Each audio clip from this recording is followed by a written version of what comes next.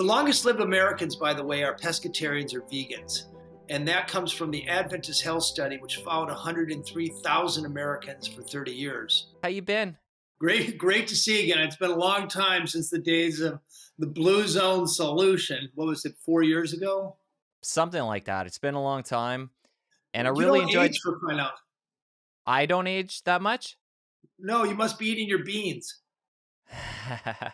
Well, you're looking good yourself there, Dan, and I'm sure, a lot of that has to do with the principles in the new book, The Blue Zones Challenge, and I really liked how you opened up the new book with the introduction talking about how a lot of these chronic diseases such as obesity, diabetes, heart disease, you're saying it's not people's fault necessarily if they're suffering from these. So I'd love for you to expand upon that.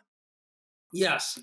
So what I say, if you're overweight or and unhealthy living in America right now, it's probably not your fault. And the reason I say that is because in 1980, the obesity rate was about 15%, and now we're up to 45%. People obese or grievously obese, and the total number of percentage of Americans who are obese or overweight is over 70%. And it's not because in the last 40 years people have lost discipline or we've had some massive loss of personal control or massive departure from individual responsibility. What's changed is our environment. We live in a food environment where there are about 20 times more fast food restaurants than there were in the 1980s. The over 50% of all retail outlets, including the places that you get your diabetes medicines or change your tires, force you to walk through a gauntlet of salted snacks, or sugar sweetened beverages, or candy bars. And we are genetically hardwired to crave fat, sugar, and salt. That's how we survived for most of the 25,000 generations of the human species. But we evolved in an environment of scarcity and hardship, and now we are in this environment of ease and excess. And it's very hard. It's very hard to escape that. So my central tenet is, if you want to get healthier or live longer, don't try to change your behavior, change your environment. And I love that. And I'm curious along the journey, I know you've been doing this work for a long time. How far along the journey did you come across this realization that it's all about the environment rather than trying to, educate people and explain to people why they need to make these changes? I don't think anybody listening to us right now, Jesse, knows that eating junk food, doesn't know rather, that eating junk food or too much meat, cheese, and eggs or too much sugar is bad for them. Everybody knows we should be eating more vegetables. Everybody knows we should eat healthier, but it's very hard to do that when 97 out of 100 food choices are negative in our food environment. And when I found the original blue zones and these populations who were reaching ages 90 and 100 without heart disease, without cancer, without diabetes, it wasn't because they're better than Americans are. It wasn't because they have better diets or some master educator educating them on what they should eat, or they have heroic discipline. They simply live in environments where the healthy choice is the easy choice. So what I've done, my business, the Blue Zone City work, and now this book, The Blue Zone Challenge, has aggregated what I believe are the best evidence-based nudges and defaults to help people set up their lives, their surroundings, so that they have a head start, so that the default, the unconscious choice, is the healthy choice, rather than expecting them to remember, what to eat or how many grams of protein or what this supplement I have to take, et cetera, et cetera. Set your life up once, and you can kind of forget about it, and longevity should ensue. Well, I really want to take some time and dive into this concept of changing the environment on a micro and a macro level. And I think I'd like to start with the micro. So if somebody, decides they want to make some changes in the home, in the kitchen, where do they begin? Start with your countertop. So Cornell Food Lab has done very good research that found that if you put chips on your counter or cookies, you're going to eat more of them. So one of the easiest things, we're all going to eat junk food. I have junk food. I'm sitting here in my kitchen right now. I got a thing of, well, I'll show you. I have, I have oat milk ice cream right here, and and I like it, but it's out of the way. I have to stoop to get it. So having a uh, junk food drawer that's either in another room in a pantry or high up or out of the way, research shows you're going to eat less of it. Having a fruit bowl, which I just happen to have right here, a big beautiful fruit bowl. It's under a light. That's what sits out. And when I walk through my kitchen and I'm prompted to eat something, I like to joke we're all on a seafood diet. We tend to eat the food we see.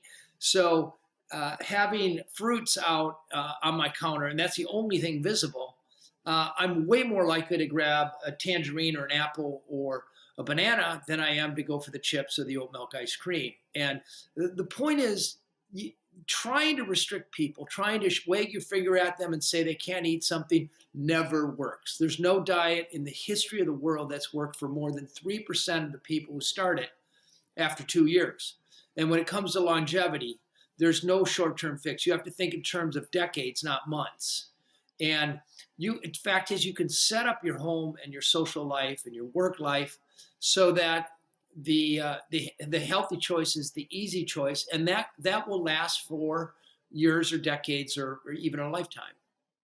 So you gave us a couple of quick tips there. Have the healthy food out so you can see it. You're going to be more likely to grab that versus a snack.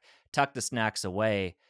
Let's take that another step in the food direction and talk about what are the foods, like with all this research you've been doing for the last 20, 30 years, what are the foods that we want to have out and accessible? You had fruit in the bowl, but what are some of the other foods that these cultures that are living the longest, what are they having as staples? Yes. So context may be useful here. So this Blue Zones was a project funded by the National Institutes on Aging and on assignment for National Geographic. And the idea was to reverse engineer longevity by finding the confirmed populations where people are living the longest. And we found them in Okinawa, Japan, Sardinia, Italy, Icaria, Greece, Loma Linda, California, and among the Seventh Day Adventists there in the Nicoya Peninsula of Costa Rica. And for the book we talked about last, Blue Zone Solution, I teamed up with Harvard to do a meta-analysis of what people have been eating in those blue zones for the last 100 years. And the way we know that is by finding these dietary surveys done over the past 100 years. Because if you want to know what a centenarian ate to live to be 100, you can't just ask them what she's been eating lately. You have to know what she's been eating when she was a kid and a teenager and middle age, etc.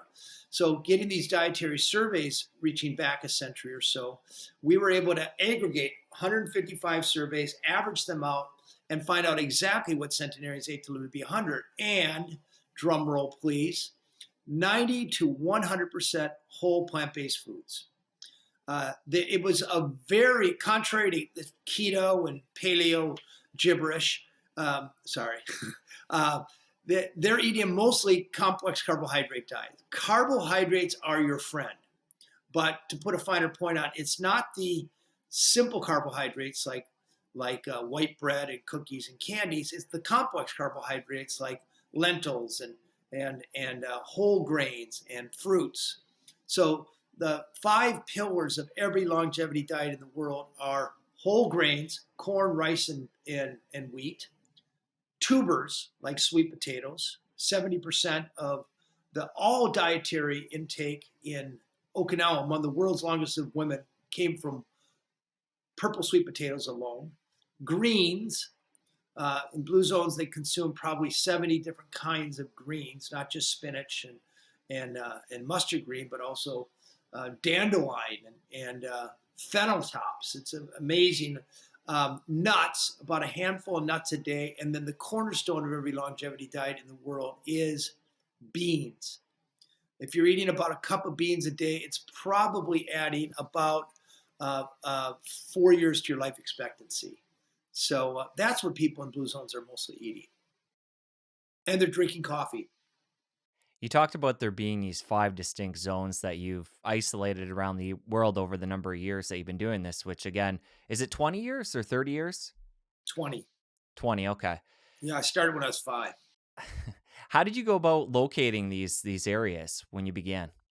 So we worked with demographers, and demographers are sort of statisticians, population um, experts, and you start by uh, parsing through census data.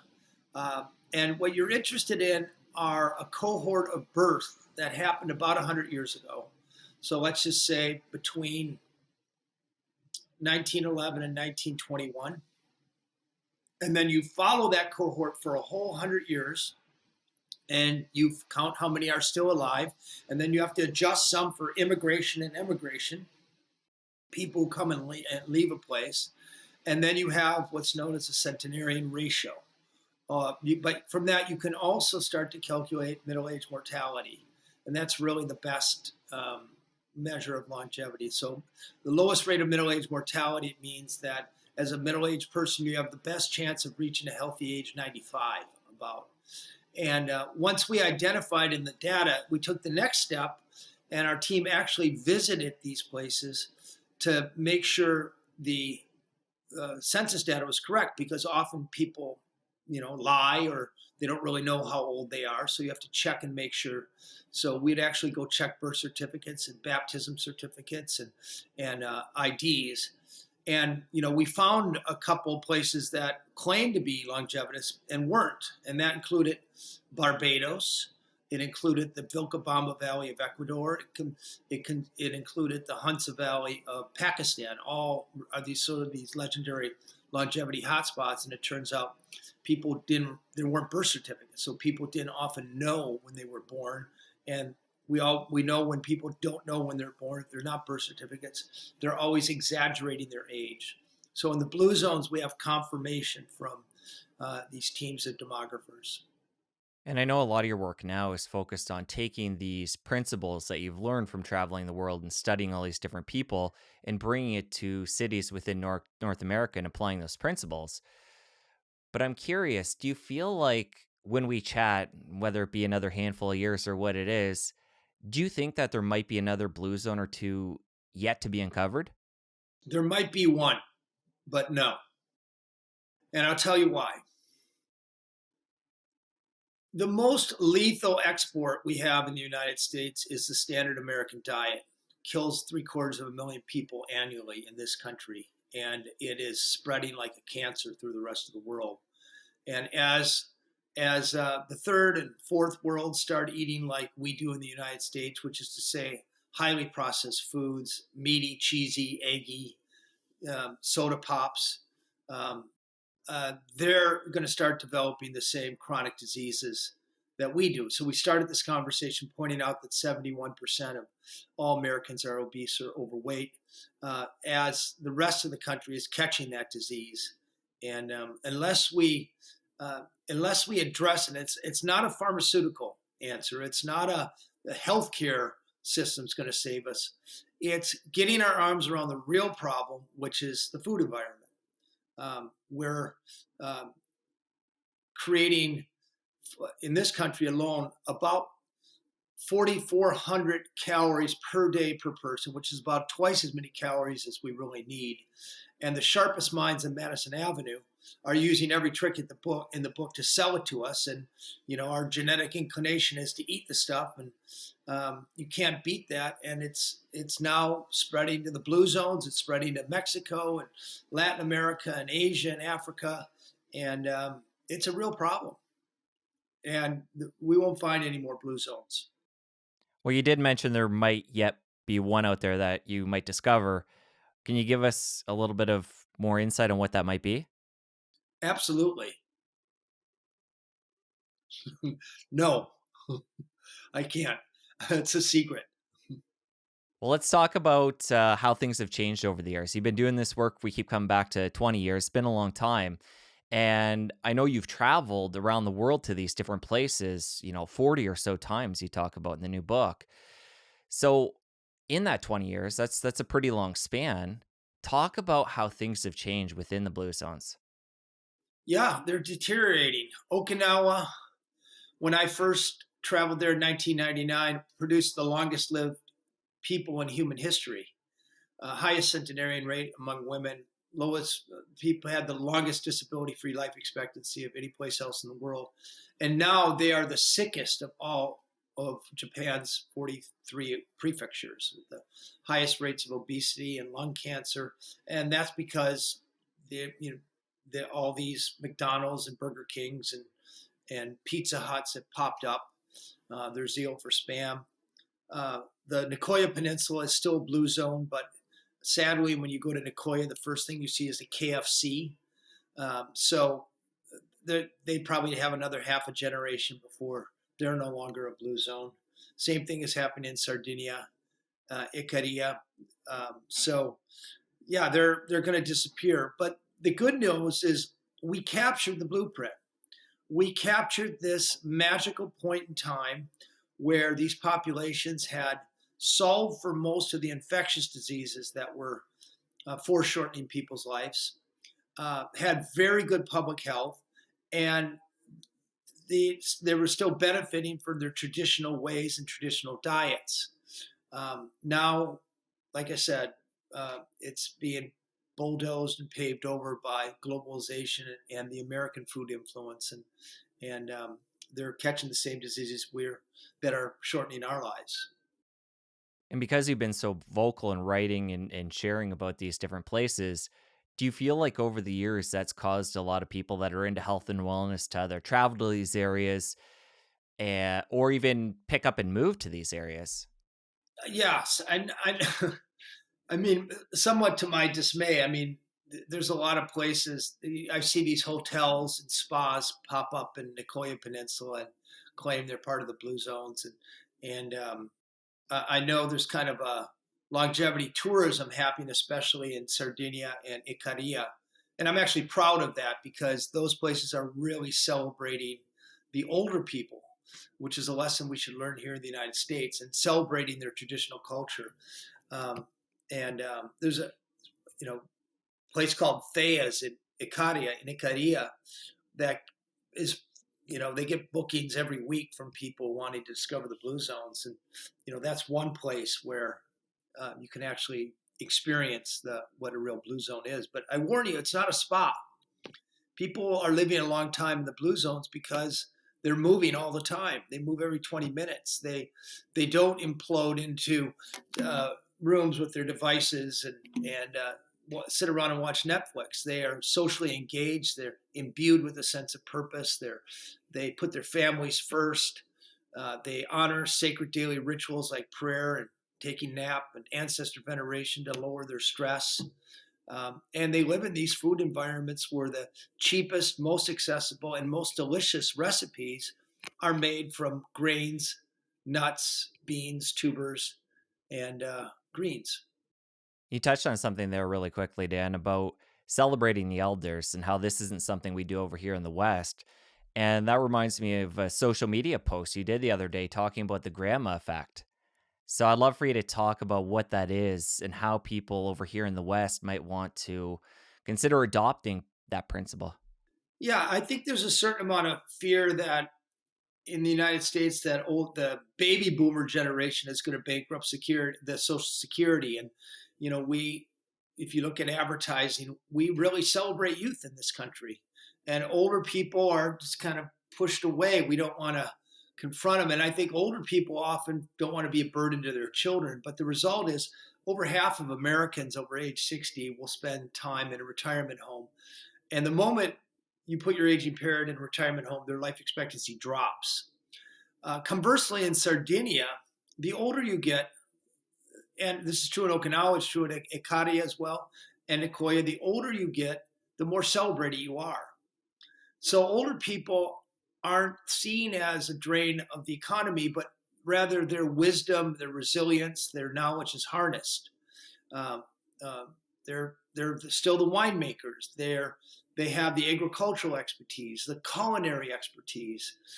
They can coach younger generations through economic downturns, through the catastrophes of a death in the family. There's so much. The definition of wisdom is knowledge plus experience. And we can all have a lot of knowledge, but what older people have is they've seen it. They've been through these gyrations that we all think are new. And this grandmother effect, and this has been observed in several cultures and even other species, including elephants and whales, that seems everywhere, that where grandparents are kept close to the core family, the children in those families have lower rates of disease, lower rates of mortality, and they learn better and they're more successful in life. So you want your aging parents near you, living with you. You want them not only for your kids, but if you truly love your aging parents, they're going to live longer when they're living close to your family and they're engaged. Their minds are being used. They have a sense of purpose beyond playing shuffleboard in the old folks' home. And people with a sense of purpose are more likely to take their meds. They're more likely to stay active. They're more likely to uh, psychosomatically have the will and the power to live longer. Any idea how we got here in the West with, all these different benefits for the kids and for the grandparents? Why are we taking these old people and putting them in homes and basically removing them from, at least for a large part, from our lives? Well, there's a number of small influences. First of all, I would say it's Social Security, which is invented by, um, the whole idea of retirement and Social Security, which is invented by the government, really, and they determine the age where your productivity ends and your life of repose begins. So in blue zones, people often don't retire, so they're staying younger longer, or there's less of a demarcation between productive years and retirement years, or when you're getting old. Um, I'd say number two is uh, these two parent working families. I think kind of heralds a little bit of a change in the way families traditionally um, operated and stayed together. Um, so, and then I would say third, there's probably the healthcare system in this country, which uh, benefits from older people moving to retirement homes. I mean, there's a lot of money in retirement homes, and where there's a lot of money, you often see behavior following. So um, that's three potential reasons for it. And since you've been doing this work and bringing light to the value of people as they age, do you feel like we're headed on a better trajectory, starting to embrace them over here in the West, or is it still plummeting? Well, you mean specifically about older people, or in general with Blue Zones principles? No, with older people. Do you feel like over in the West, we're starting to learn and starting to embrace some of what you're talking about here? No, I don't. I mean, there's great forces at work. I mean, AARP is a great organization that continues to burnish the reputation of older people and lobby for their benefit. But I don't feel like I don't see any obvious evidence that we're honoring older people more, bringing them more into our lives. I think a good first step would be to abolish mandatory retirement. People should be able to work as long as they're feeling useful. And I think incorporating older people into daycares and schools, and proactively finding jobs that are appropriate for older people, that would be a great first step. Yeah, just as you're talking there, it came to me the fact that a lot of people these days are doing work that they're not necessarily passionate about. And passion is, we could tie this into one of the Power Nine, having purpose and passion. So, the whole thing about retire at 65, people are looking forward to getting out of work and living that next chapter of their lives, might be because they don't feel their work is providing them with that purpose and passion. It could be, according to Gallup, which surveyed 2 million American workers, only about 30% find purpose at work. That means 7 out of 10 are calling it in.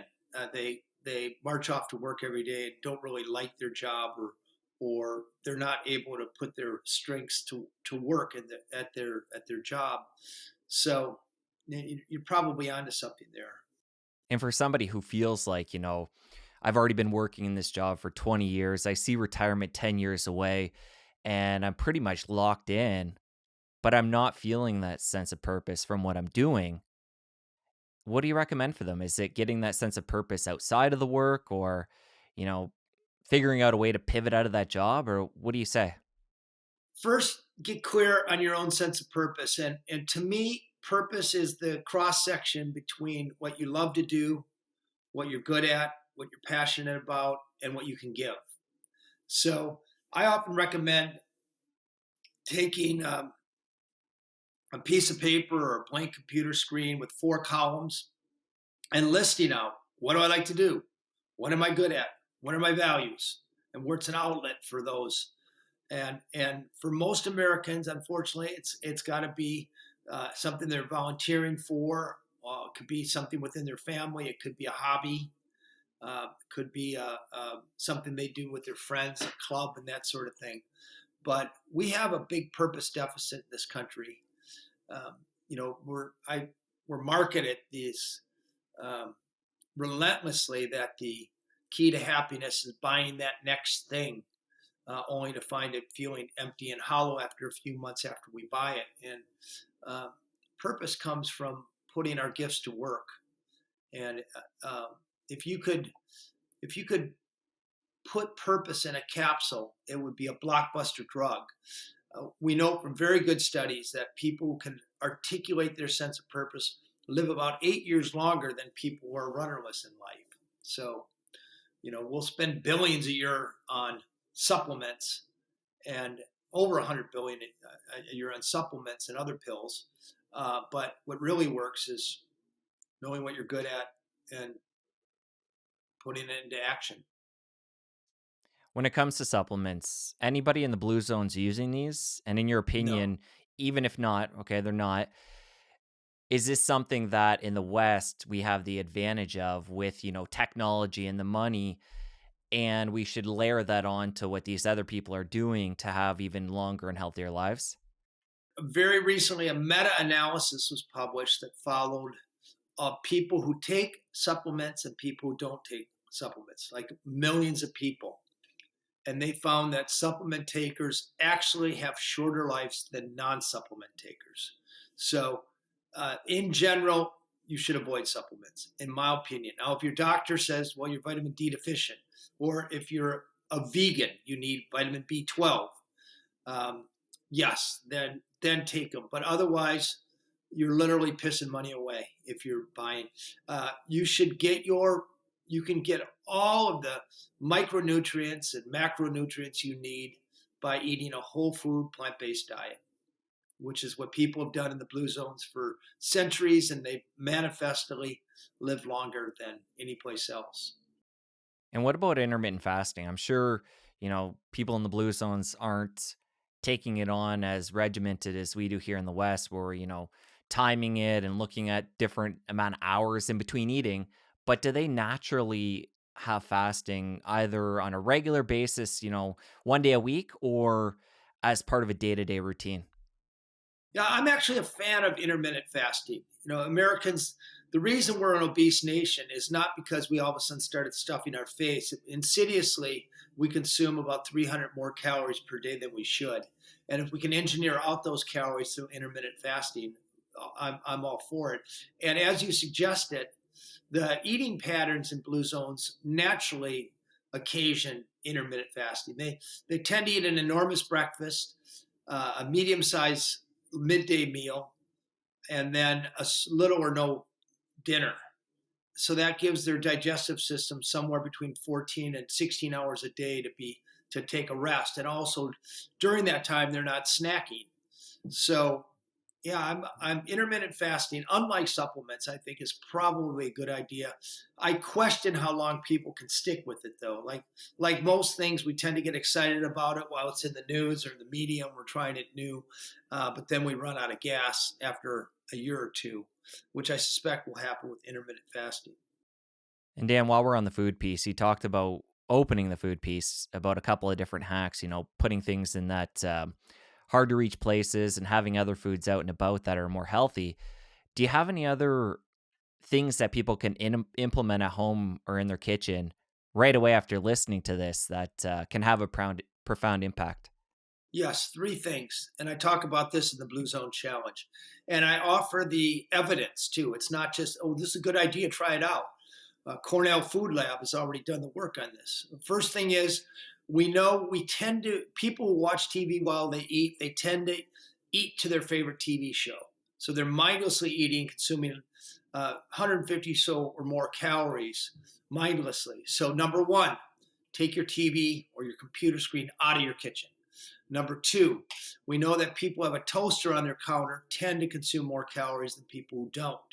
So, um, one study suggested that people with a toaster on their counter weigh about 6 pounds more after over 2 years than the non-toaster user. Why is that? Because every time we see a toaster, bing, it reminds us, put something in me. And what we put in a toaster usually doesn't produce something that's all that healthy for us. And then number three, get rid of large plates, uh, uh, big 13, 14-inch plates, and use 10-inch plates. And 10-inch plates seem to be the optimal. Um, Again, I argue that most Americans are on a seafood diet. We eat the food we see. And putting food on a huge plate, first of all, that portion looks smaller than it is. So we tend to fill up the plate and therefore we're eating more calories. So smaller dishware will occasion smaller meals and a smaller waistline. Okay, let's leave the kitchen now and talk about other areas in the home, things that we can do to make changes to the environment, like we opened up talking about, to mimic what some of these longest lived populations are doing. Well, I argue the most important environment is our social environment. So we know that if your three best friends are obese and unhealthy, there's a 150% better chance that you'll be overweight yourself.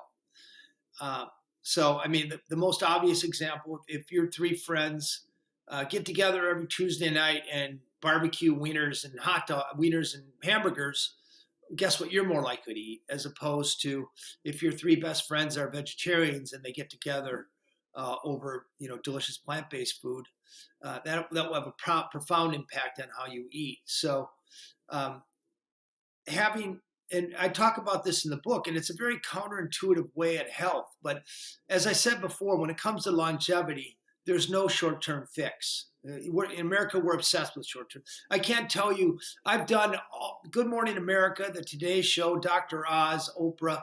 They all want the short-term fix for longevity. And when I tell them there's not one, they're all disappointed, and they push me to come up with something. And there's just not. So if you want to live longer, you need to think about years or decades.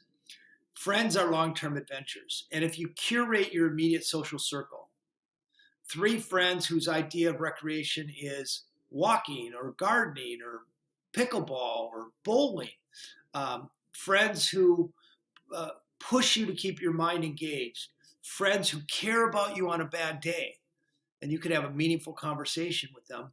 And I argue you should try to find at least one vegan or vegetarian, somebody who eats a blue zone diet, to be in your social circle because they're going to show you where the best plant based food is in restaurants.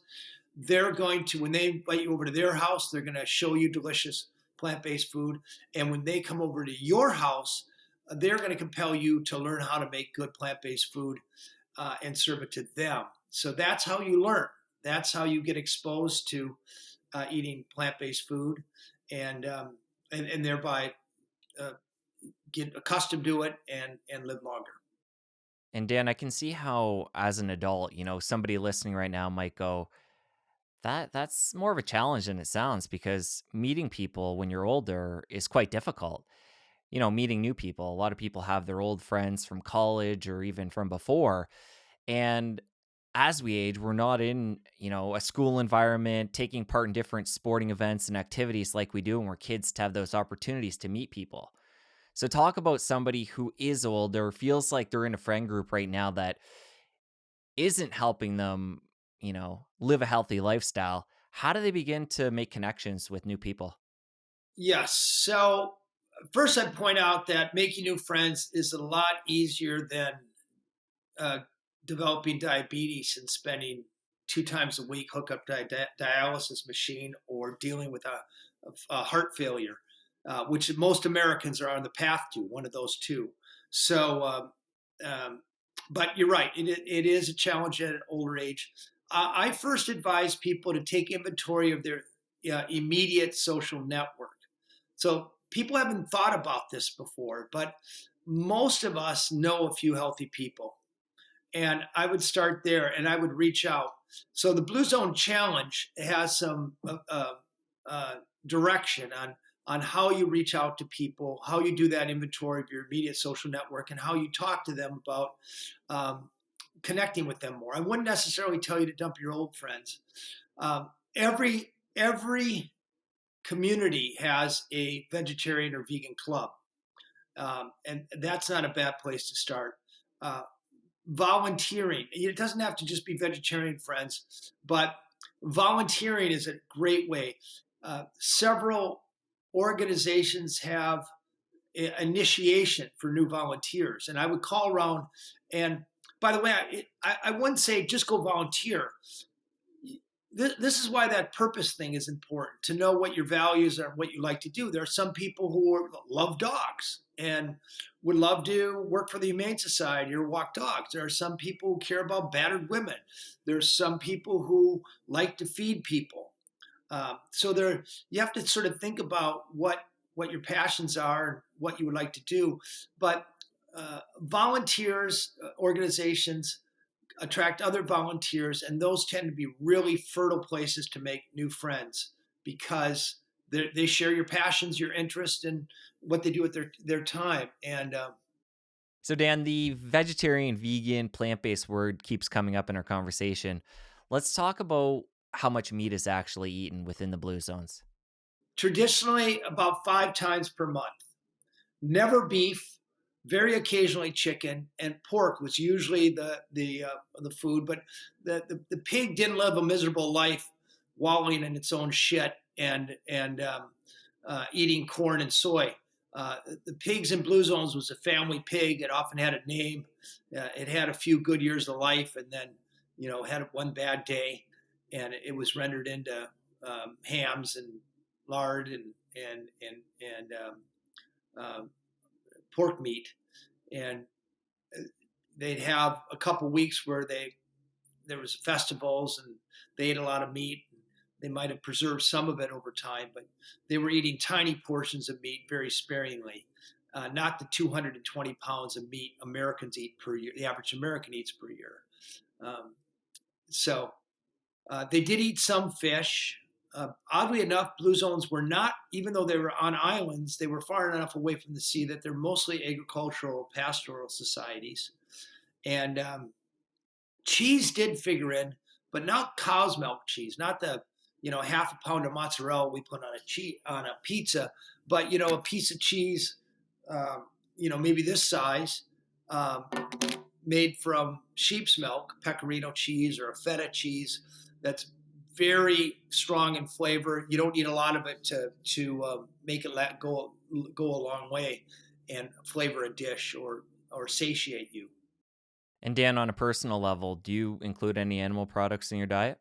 I occasionally eat fish, but otherwise, I haven't eaten meat in years. So, what would that be? Just a couple times a month or? Fish, Yeah. maybe once a week, something like Okay. that. Yeah, I'm personally pescatarian. The longest lived Americans, by the way, are pescatarians or vegans. And that comes from the Adventist Health Study, which followed 103,000 Americans for 30 years. And they broke them up into 4 categories: meat eaters, ovo-lacto-vegetarians, which means cheese and egg vegetarians; pescatarians, which means up to one serving a day of fish; and then vegans. And it was the pescatarians and the vegans that were pretty much head to head as being the longest lived. And also a 5'8"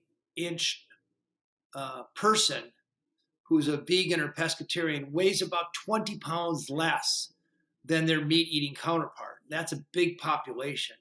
So you want to live longer or weigh 20 pounds less, the easiest thing you can do is go to a whole food plant based diet. Forget about the rest. I'd love to talk about what a general day looks like for some of these people living in the blue zones. And I realize that, there are different pockets that are found across the globe, and I'm sure they live differently, among those pockets. So maybe you could pick one or two and talk about what a day in the life looks like. Because other than the Seventh Day Adventists in California, I'm picturing them living very simple lifestyles, doing a lot of hunting and gathering. But I could be totally wrong. They don't Take do me any through a hunting. couple of them and what they do. Yeah. Well, first of all, they're often people just like us. I mean, Seventh Day Adventists are probably doing podcasts right now and working on their computer, or they're some of the best physicians in hospitals in America. So they they're not different than we are. They suffer. I mean, they worry about the same things we worry about. They worry about their kids and their health and their finances. Uh, so, I mean, you have to sort of disabuse we have to disabuse ourselves that these are somehow different than the rest of us.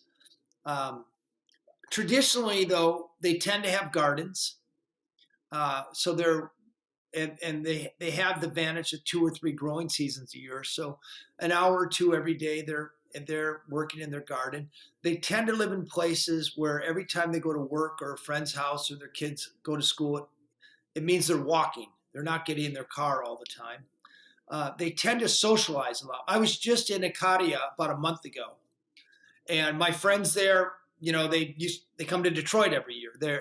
They're not different than you and I, uh, but they're not on their phone constantly. They're very rarely on their phone, and when they're on their phone, it's usually to set up a meeting in real life. But they don't have this obsession with social media that we do, and they don't watch nearly as much TV as we do.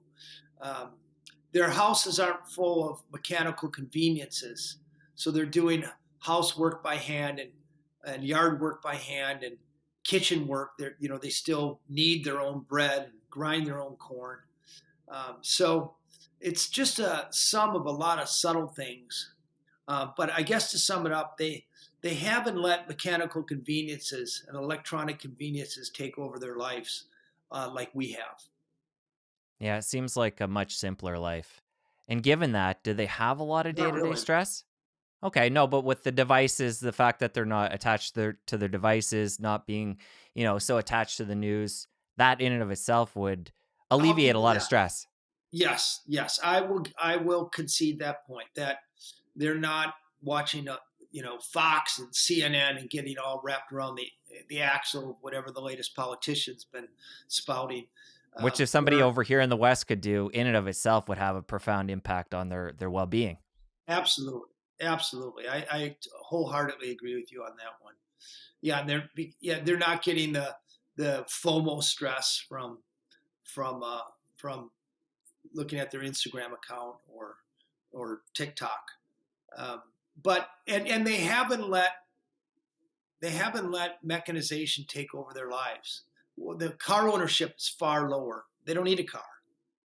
There might be one car per family, and that's including adult children. Instead of mom and dad and 2 kids all own their own car. Like it's more and more, that it's in those little insidious ways we've engineered physical activity out of our lives. And by the way, it's not the CrossFit, go to yoga, um, marathon running that makes people healthy to live a long time. It's walking and it's nudged into moving every 20 minutes or so that favors people's longevity. It's little stuff. And it's little stuff driven by their environment. They don't remember, okay, it's 20 minutes now, I got to go get a little bit of exercise. Their houses are just set up that they got to do shit themselves. They have to walk places. There's my garden. I got to go weed it. And that's the secret.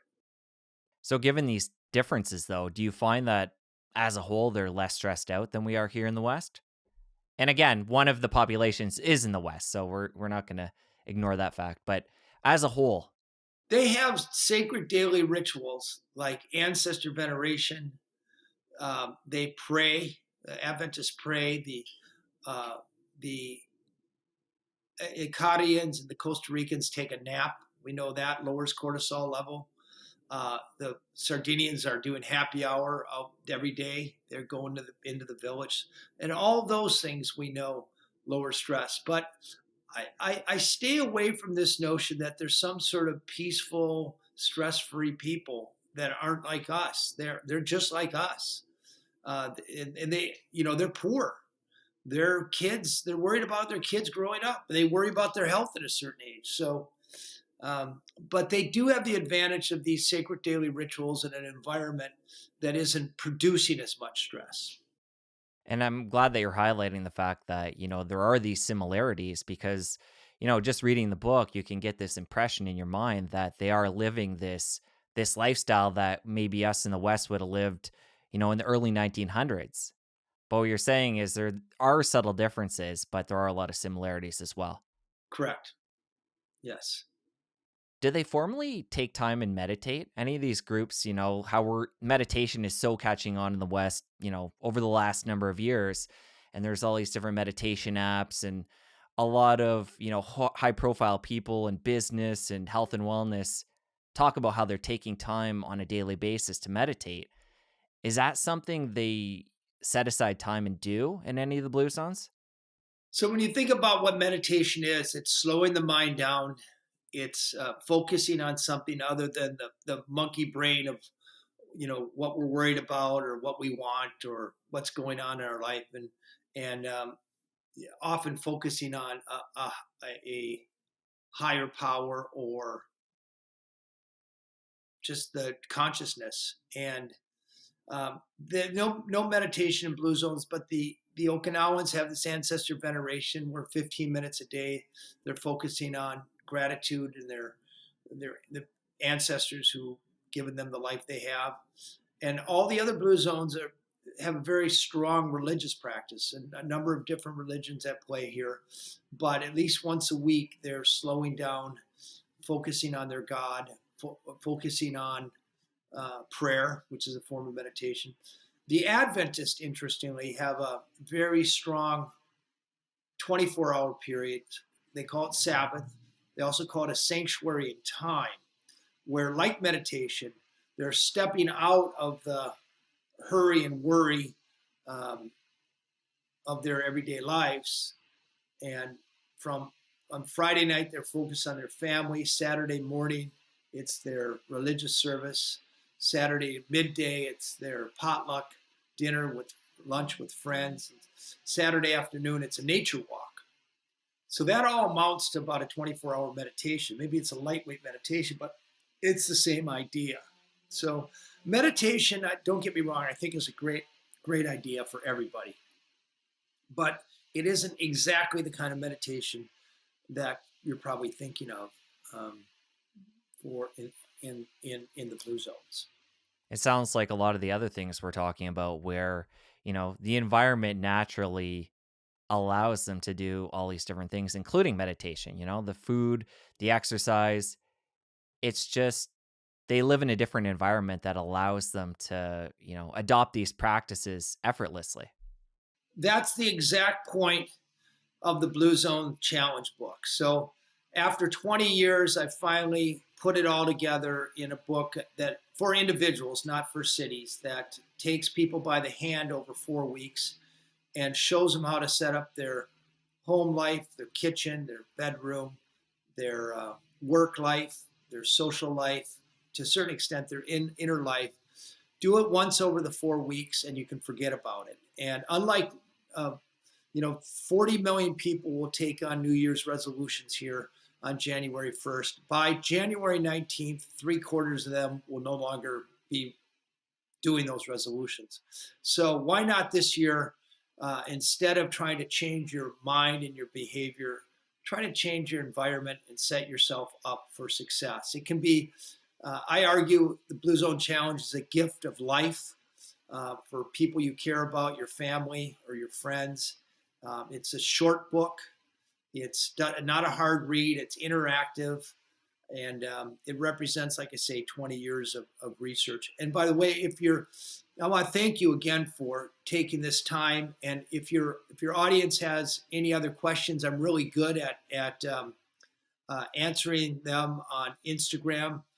My handle is at Dan Buettner, and I would anything that comes through, you'll get a personal response from me. You touched on religion there. I'm curious, within any of these different groups, are any of them free of religion or is it part of each of the groups? Well, I'd say like most parts in the world, religion is trending downward. But of the 350 or so centenarians I interviewed, all but five had a faith. So I would say faith is much stronger, and a faith community is much stronger in blue zones than it is in the United States.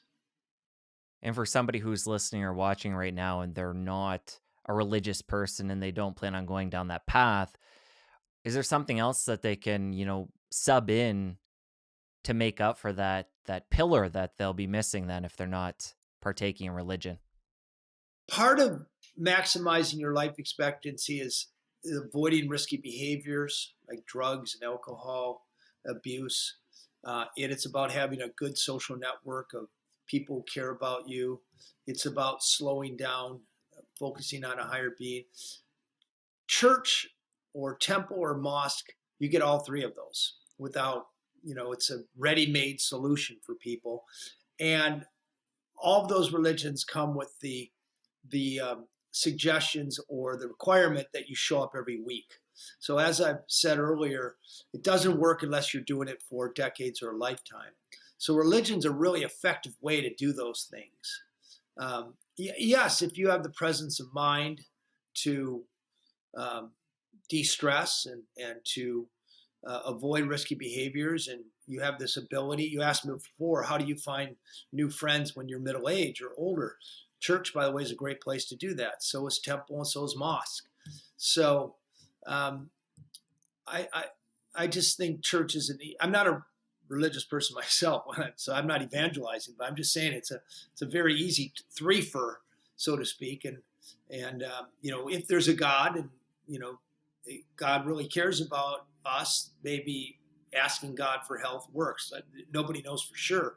I do know, if you look at the academic literature, that people who report showing up to church, temple, or mosque 4 times a month live between 4 and 14 years longer than people who don't. All right. No, I was just curious, as somebody who isn't religious as well, if that's just, a lost area that we can't really recover that longevity that people get from that.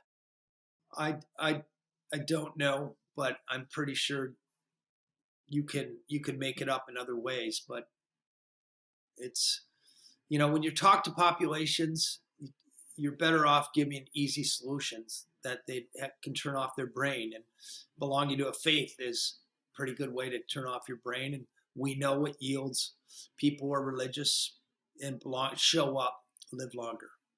By the way, people who go to church and belong to the choir even live longer. So go figure. All right, Dan. Really enjoyed round two. The new book, The Blue Zones Challenge. People can get that anywhere books are sold. Yeah, I'd say the best is just go to Amazon. We're going to link it up in the show notes. And thank you so much, Dan. Really enjoyed. Thank you very much. All right. I really enjoyed it too. Take care. Good one.